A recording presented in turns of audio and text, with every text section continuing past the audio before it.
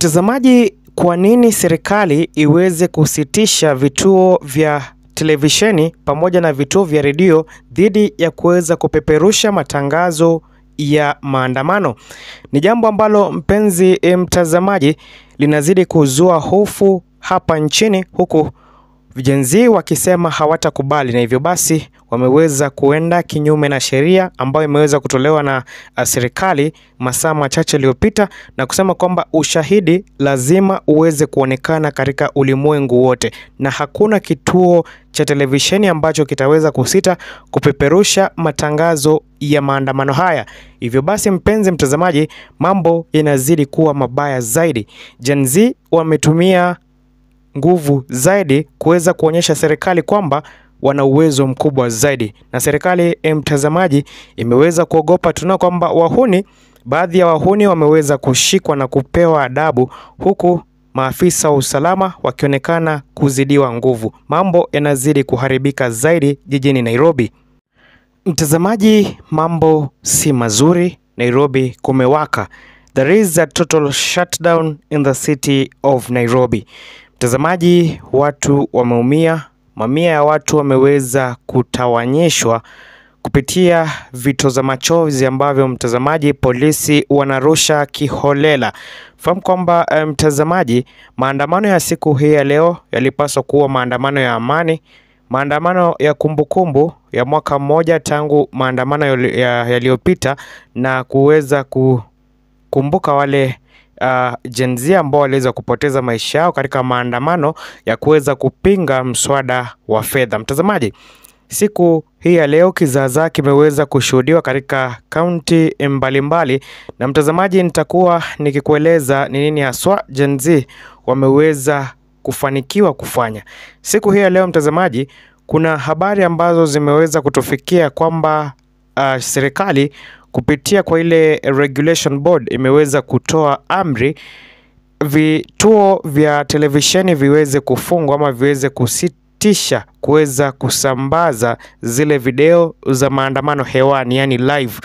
Na mitandao ya TikTok mtazamaji imeweza pia kukuwa banned kwa wakati huu mtazamaji, kwa kuweza kupeperusha yale matangazo ya maandamano, jambo ambalo mtazamaji linazidi kupelekea Gen Z kuwa na makasiriko zaidi, kusema kwamba serikali hii inataka kuweza kuwakandamiza Wakenya na kusiwe na ushahidi wowote. Mtazamaji, takriban masaa mawili yaliyopita kuna sheria ambayo mtazamaji imeweza kutangazwa, huku wahuni wakiweza kupewa nguvu zaidi na kuambiwa kwamba waweze kupokonya wale watu kutoka kwa media, waweze kuwapokonya zile kamera na kufuta zile video ambazo walikuwa wanarekodi, jambo ambalo mpenzi mtazamaji linazidi kuibua hofu kati ya Wakenya. Mtazamaji, kwa nini serikali iweze kuamuru vituo vya televisheni kuweza kusitisha kupeperusha matangazo ya maandamano?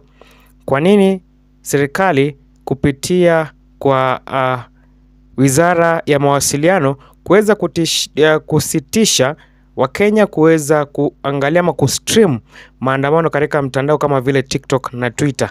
Ni jambo ambalo mtazamaji linazidi kushangaza wengi. Kwa upande mwingine mpenzi mtazamaji, jinsi mambo yalivyo si mazuri. Tuna kwamba wahuni ambao mtazamaji wanajifanya kuwa Gen Z wameweza kuchoma baadhi ya manyumba jijini Nairobi, ikiwemo Kikuyu Locots. Na mtazamaji, ni jambo la kustajabisha kwa nini Gen Z waweze kuchoma koti. Fahamu mtazamaji, hawa ndio watu ambao wamekataa kupea wananchi haki, na siku hii ya leo wamekiona cha mtema kuni. Serikali mtazamaji, it hasn't learned anything from the previous maandamano. Maandamano ya siku hii ya leo mpenzi mtazamaji yamekuwa moto zaidi. There is a total shutdown in Nairobi. Na mtazamaji, tunakuwa kuna baadhi ya magari ya mapolisi ambayo yameweza kuchomwa pale katika kituo cha polisi cha Thika Makongeni, kimeweza pia kuteketezwa na Gen Z, kusema kwamba hapo ndipo kitovu cha wale waovu, mahala ambapo wale maafisa ambao mtazamaji hawawasaidii wananchi waliko, na siku hii ya leo wamepata ambacho ni chao.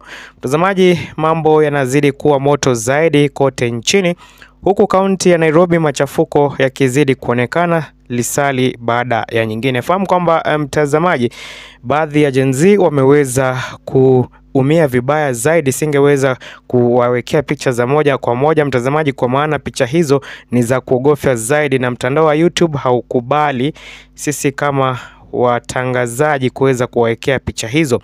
Kwa upande mwingine, mpenzi mtazamaji, tunakuwa hali si hali katika kaunti mbalimbali kama vile Kisii, kaunti ya Nyeri, kaunti ya Embu.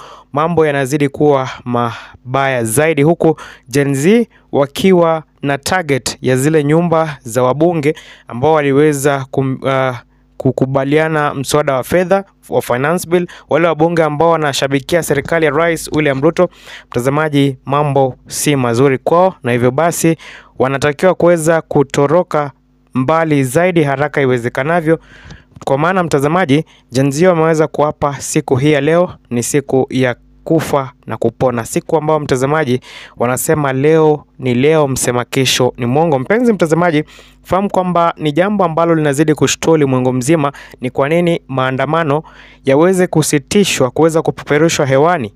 Ni kwa nini mitandao ya kijamii iweze kusitishwa dhidi ya kuweza kupeperusha matangazo hewani?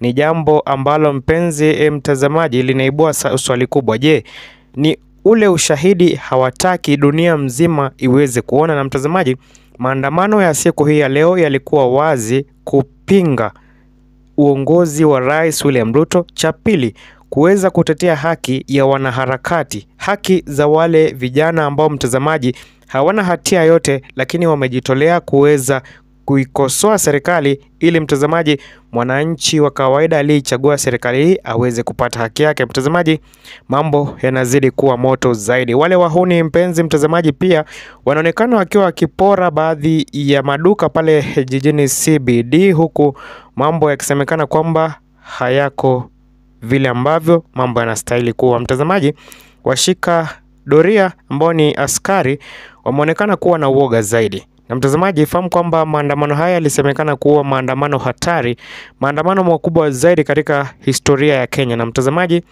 tangu asubuhi maajabu yameweza kushuhudiwa na polisi wameonekana kuweza kuzidiwa nguvu zaidi.